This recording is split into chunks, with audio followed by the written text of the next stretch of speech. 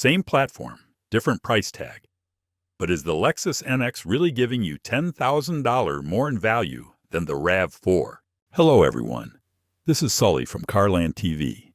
It's time to hop in the front seat, because today I'm putting the RAV4 and NX head-to-head to see if badge prestige really justifies the bump in price. Before I start, I would really appreciate it if you would push those buttons below.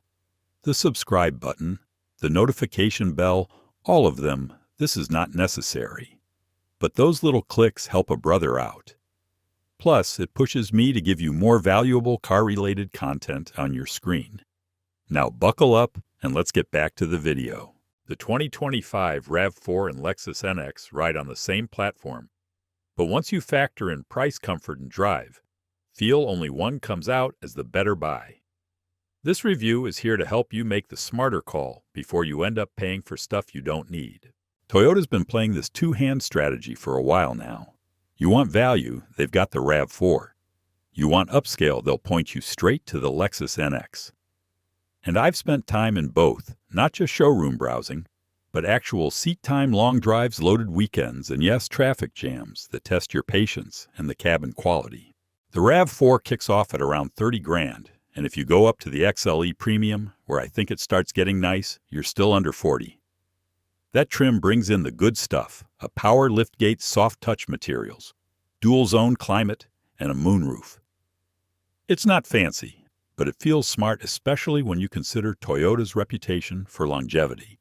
The NX, that starts at over $42,000 and climbs past $50,000 real quick once you get into the NX 350 Luxury.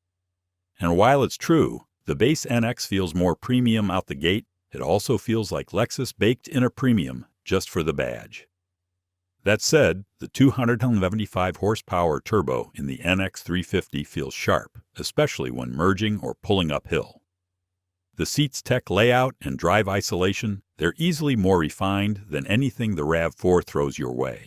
But we're not just talking about gadgets, we're talking about value. And if you're eyeing your bank account after signing papers, the difference between that mid-trim RAV4 and the loaded NX can pay for a used dirt bike, a year of gas, or half a garage upgrade. Now, Toyota knows how to build a powertrain that doesn't complain. That's what I felt with the RAV4. It's running a 2.5-liter four-cylinder that makes 203 horses, and it's paired to an 8-speed auto. No frills, no issues. It cruises just fine, especially on the highway. But when I had to pass a semi on a 2-lane or merge into fast-moving traffic, it needed a second to gather itself. It's predictable, but not punchy. And that engine starts to growl when you push it hard, like it's working overtime to keep up. Then I spent time in the NX 350. Same transmission, but a different game. This one's got a 2.4-liter turbo, putting out 275 horses and a beefy 317 pound-feet of torque. Lexus didn't just tune this for numbers. They tuned it for response. You give it throttle, and it moves plain and simple. It pulls stronger off the line, feels lighter in the mid-range, and has no issue handling hills with weight in the back.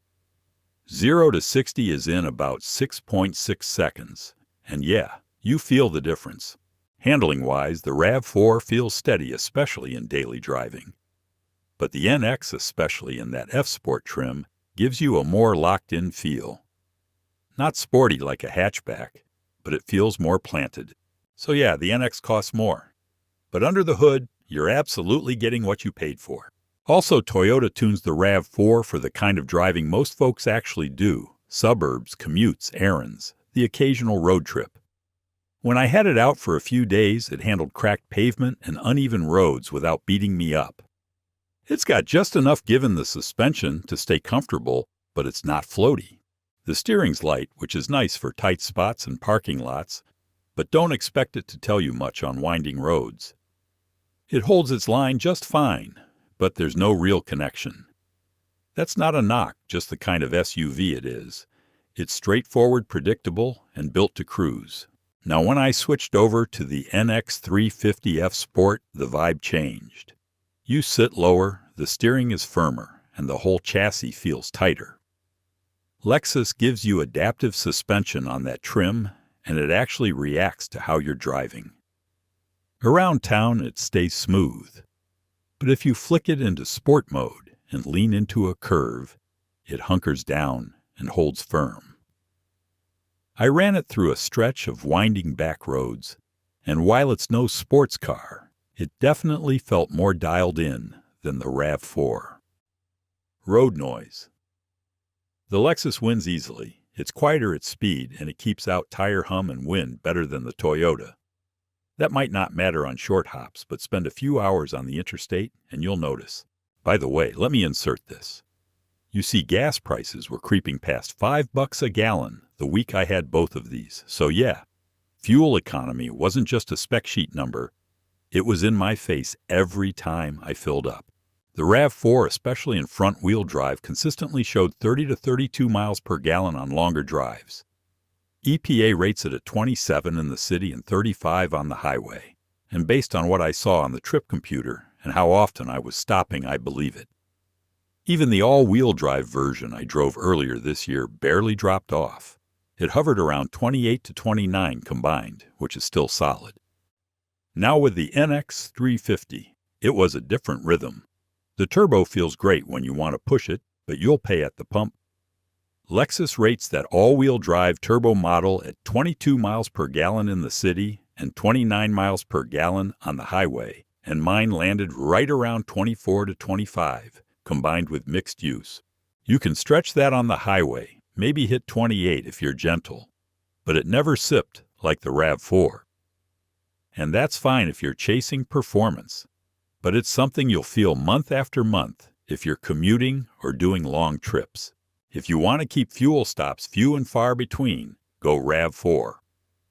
But if you want more grunt under your right foot and don't mind paying a little extra to feed it, that's NX territory. Now that I got that covered, let's go inside and talk about their interiors. And oh boy, interior matters, and these two go in completely different directions. The RAV4's cabin feels like it was built for real life.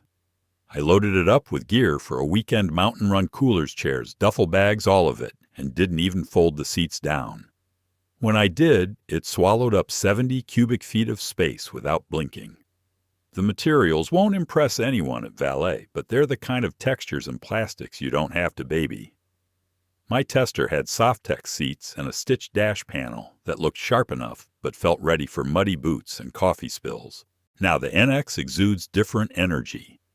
This one's aimed at folks who care about design, mood lighting, and how that quilted leather feels under your palm.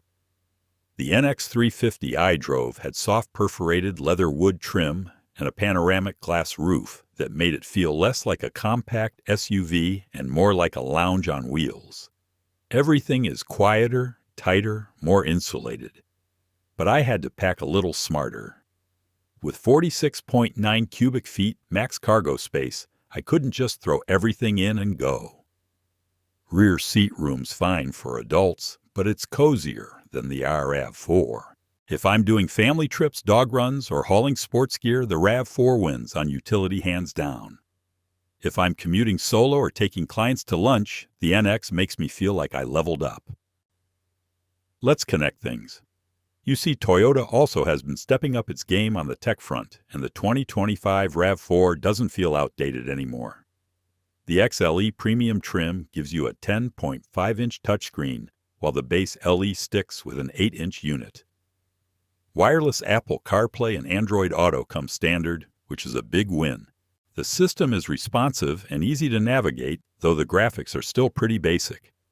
You also get a 7-inch digital gauge cluster in most trims, and if you go all the way up to the Limited, it upgrades to a 12.3-inch digital display.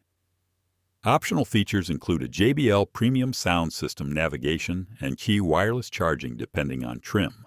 Now the Lexus NX goes bigger and flashier.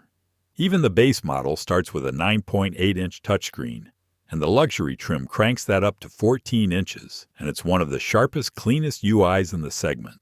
Lexus also gives you a 10-speaker sound system standard or an optional 17-speaker Mark Levinson setup that hits hard. Wireless CarPlay and Android Auto are standard too, and the NX adds voice assistant capability head-up display and more customization with ambient lighting. And oh, I drove both of these in heavy traffic, late-night highways, and a few bad weather days, and this is where Toyota's safety tech really earns its stripes. The RAV4, even in mid-trim form, comes packed with stuff like pre-collision braking lane departure warning, adaptive cruise, and road sign assist. The adaptive cruise held speed well and didn't feel jerky when cars cut in. Lane keeping is more of a gentle nudge than a tug, which I appreciated on long interstate runs. One thing to note, blind spot monitoring isn't standard on the lower trims, so if you care about that, move up the ladder. In the NX, Lexus builds on that same safety suite, but sharpens it up. The NX 350 luxury I tested had a smoother lane tracing system that kept me dead center without bouncing between markers. The curve speed management feature surprised me. It actually slowed the car into off-ramps without me touching the brake. Parking sensors, auto-braking in tight spots, and even rear seat reminders are all baked in. Everything just felt more refined, more aware, and less twitchy. Whether you're running errands or taking a long haul, both SUVs keep you covered. But Lexus definitely gives you a more polished edge when it comes to safety behavior. When it comes to warranty coverage, both Toyota and Lexus stick to the script, but Lexus throws in a little extra. With the 2025 RAV4, you're looking at a 3-year or 36,000-mile basic warranty and a 5-year or 60,000-mile powertrain warranty. Toyota also includes 2 years or 25,000 miles of complimentary maintenance, which covers oil changes, tire rotations, and basic inspections. That's a solid perk in the mainstream SUV world and saves you a few $100 in the early ownership years. The 2025 Lexus NX, being the luxury sibling, extends that coverage a bit. It comes with a 4-year or 50,000-mile basic warranty and a 6-year or 70,000-mile powertrain warranty. But here's the twist: complimentary maintenance only lasts 1 year or 10,000 miles. So while you're getting longer warranty coverage, you're actually getting less free service time than what Toyota offers. That feels a little backward, considering the price jump. In my time owning Toyotas and test driving Lexus crossovers, I've never had issues with reliability or dealership service. But in terms of low-cost ownership, the RAV4 gives you more free maintenance up front, while Lexus gives you longer peace of mind over the long haul. So after all these talks and comparisons, I think I can give you a solid recommendation. Between these two, I'd take the RAV4 and keep the extra 10 grand in my pocket. It gives you the space, fuel economy, and reliability Toyota's known for, and it does everything most folks need in a daily driver. The NX looks sharp and drives smoother, no doubt, but unless you're chasing luxury or want that turbo pull, the upgrade isn't worth the price gap.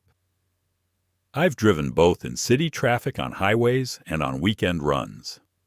The RAV4 held its own in every category that actually matters to real-life driving. For me, it's the smarter choice.